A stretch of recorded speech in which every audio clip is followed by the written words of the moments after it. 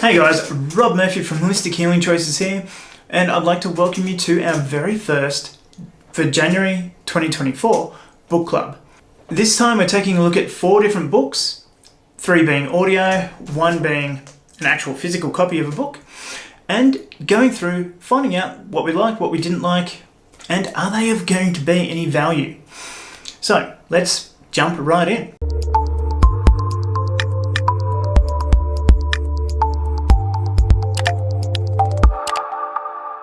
Okay, so for our first book we have The Journey by Brandon Bays.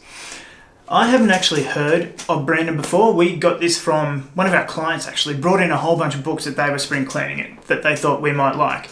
So I picked it up and I thought, okay, an extraordinary guide for healing your life and setting yourself free. So I thought, yeah, sounds pretty on brand with what we do and what our morals are and what we hope to achieve and help people with. So the book is about Brandon's personal story.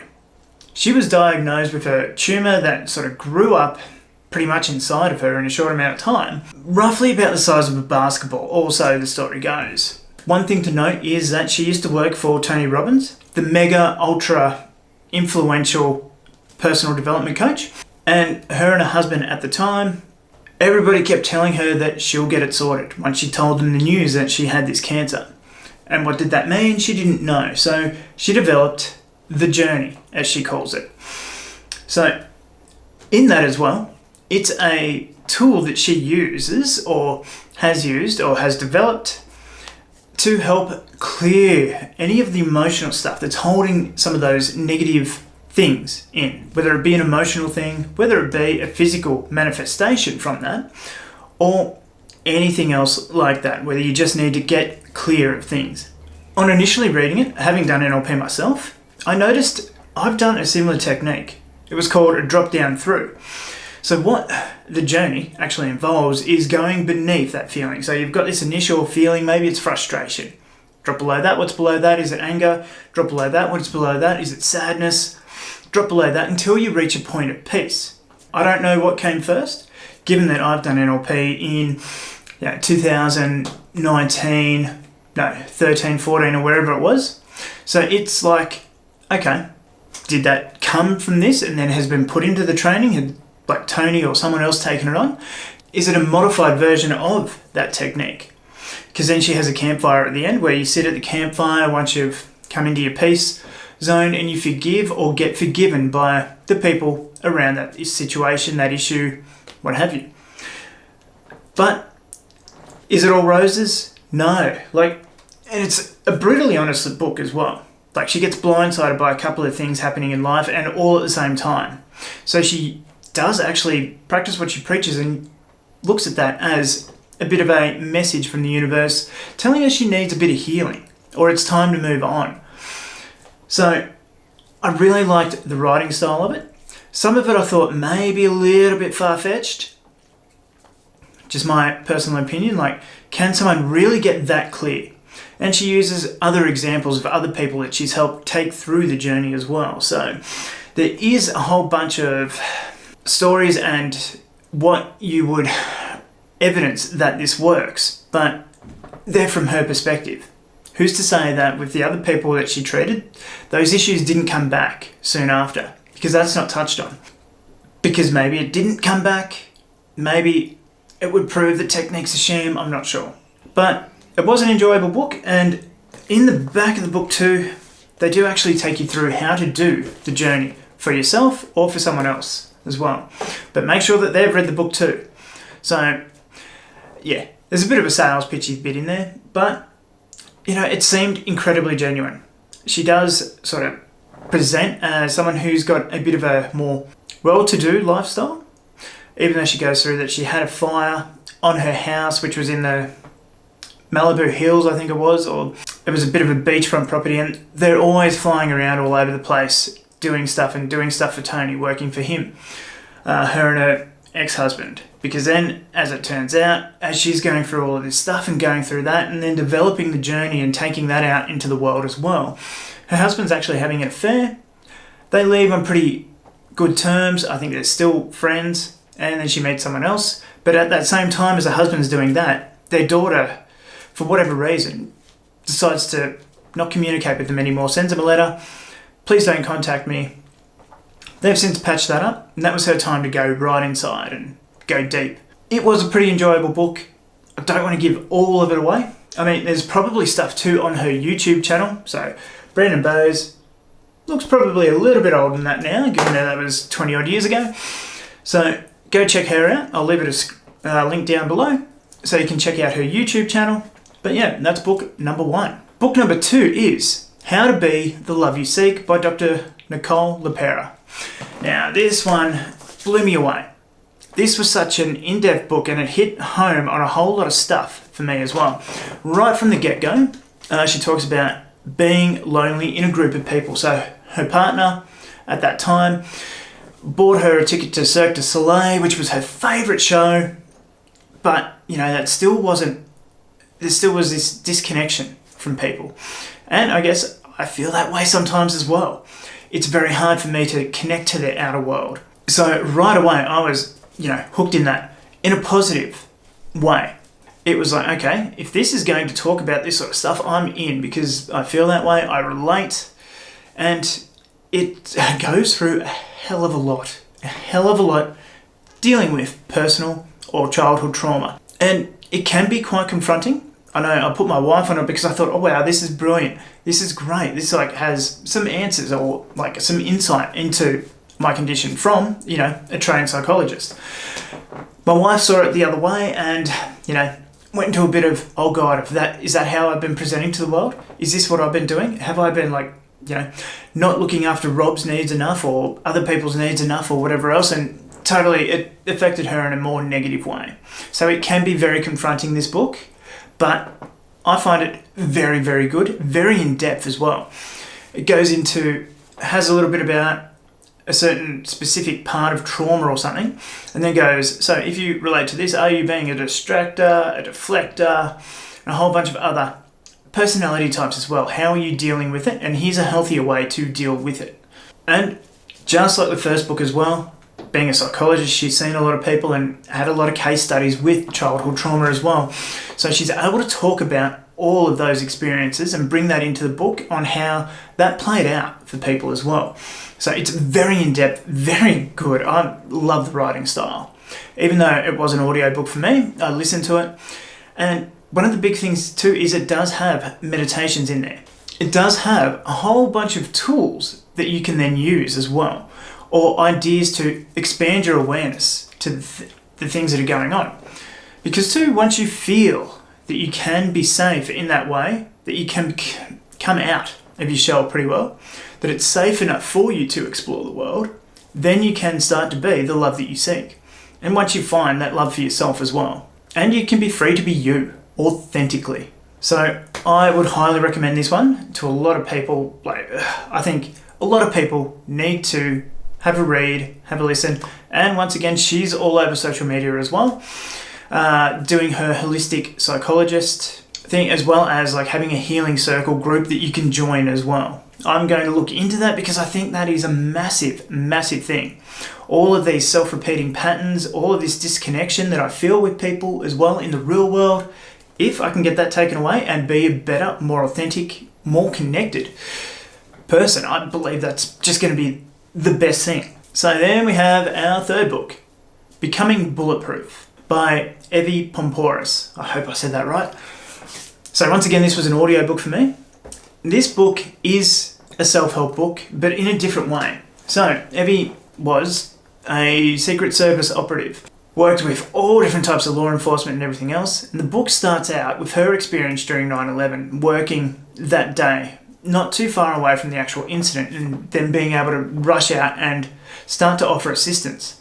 Obviously, being in that situation, she felt immense fear, but still had to gather herself up and go through and help as much as she could. It's a harrowing story, and it makes her feel as though she's pretty powerless in that situation. She was very, very vulnerable. As you could expect, someone right there at that time trying to help people, trying to offer assistance while, being in danger yourself could be. So it was a great opening to the book with her story of that. And led to developing these tools to become bulletproof so that things like that won't affect her anymore. So during this book, you will be taught about mental resilience skills, how to strengthen your mind, then other ways that can help strengthen your body. But once you get that strength of mind and that resolve, that becomes almost effortless as well. Even to securing or making your home more bulletproof as well. So talking about security for your home, other bits and pieces, something that a lot of people think about, and something to a lot of military people would think about. Where are the exit routes for your home? Do you know those? If someone came in the front door, how would you get out the back door?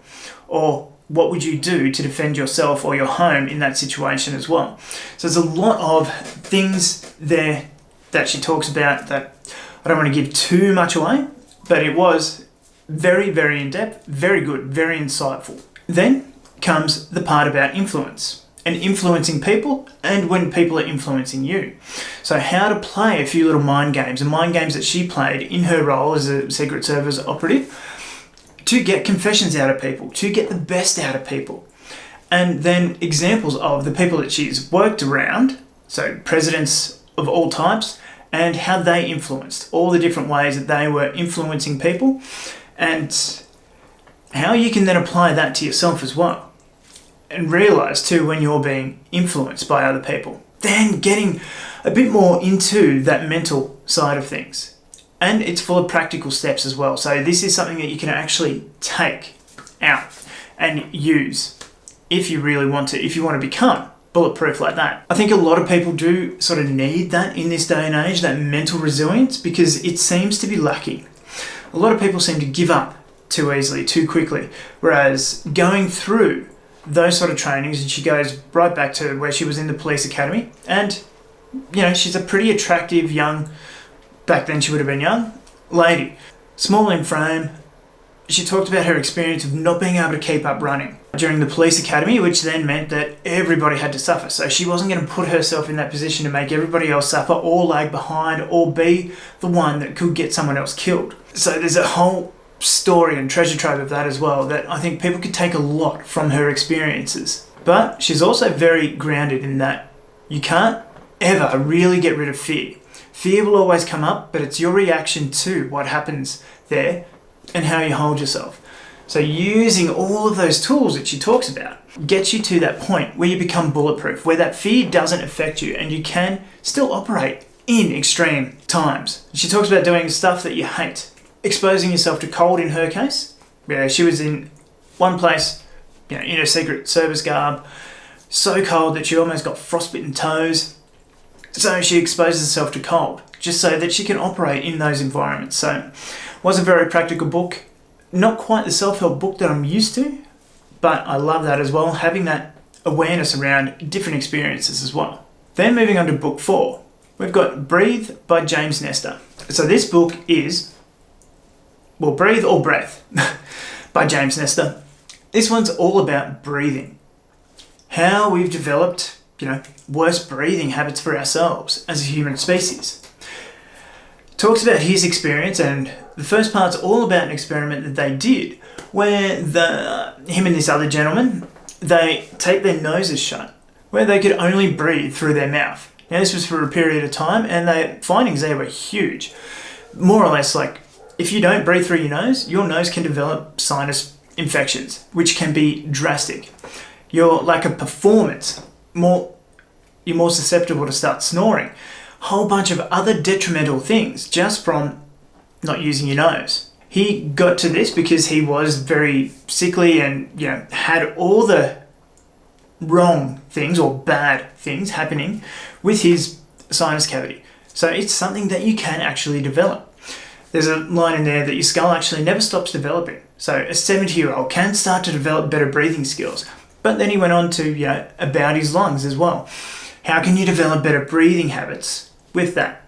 Is short, shallow breathing more effective, or is it the long, slow, almost not breathing that's more good? Which I know sounds weird, which took me aback a bit at first as well. Having tried it out a little bit as well, just very shortly, it's only been about a week since I finished this book, so as I've been running, been taking shorter, slower breaths and breathing out a lot more extended. seems to have a bit of an effect. But there are more accounts on here too. Athletes. Some of the world smashing record holders in such marathons and swimming events use these techniques. Breathe a lot less than what you'd expect or what we're used to or what feels more natural to us. So where do we lose that from? And then talks about some of the psychological aspects too of what breathing through one nostril at a time does. Because if you haven't ever noticed that, you do normally breathe through, it's my right one, this one, at the moment, one nostril at a time. That can be during different times of the day, but it also means different things and it works our brain a different way. And what happens when one nostril gets blocked and we just breathe through one for an extended period of time? And then the book also talks about how we've developed these bad breathing habits. Mainly too because we have so much processed food. I don't have anything around here at the moment. Because it's softer, our jaws aren't working as much, they're not as wide as they used to be, which then shortens and narrows everything around our face, including our sinus and our capacity to breathe. But, like I said, you can actually do more to develop that and change that. And then, of course, too, being about breath coming out now, it touches on the modern forms of breath work, which has exploded all over the place. Specifically from Wim Hof, being the types, and looking at how he himself can overcome, being injected with E. coli and overcoming that in a very few short minutes just from breathing. So it looks at the scientific side of things as well. Everything in this book is backed up by science or a scientific study, and I really love that sort of thing. So it backs up. It's not just breathing this way, expanded my lungs, got more oxygen in, provided better for my body, activated more blood cells, what have you, the immune system, the immune response. Everything is backed up by science in this as well, and studies. So I really love and appreciate that side of things. Without that, you're just meant to take his word for it, and you're meant to go try it out. There are exercises. This one was an audio book for me as well. So you get that recording of someone saying breathe in and breathe out slowly, 1, 2, 3, 4, 5 or whatever. So you get to try those breathing techniques out at the end of the book as well. I've missed so much on that one because it's such a big book. Most of these books I'll probably listen to again or even read again, and especially all of them having little self-help bits and pieces that you can actually apply, whether it be a technique, whether it be a breathing style, whether it be how to make or secure your home more, or how to just put your mind at ease a bit and feel better in a situation, or whether it's overcoming that trauma. All of these books have had something positive to put out there. So I'm really, I couldn't recommend these books enough. Go out there, have a look, have a read, have a listen, in some cases as well, to some of these books. Or have you read them? What did you think? Did you like them? Did they hit home for you? Did they offer any value for you? Leave a comment down below.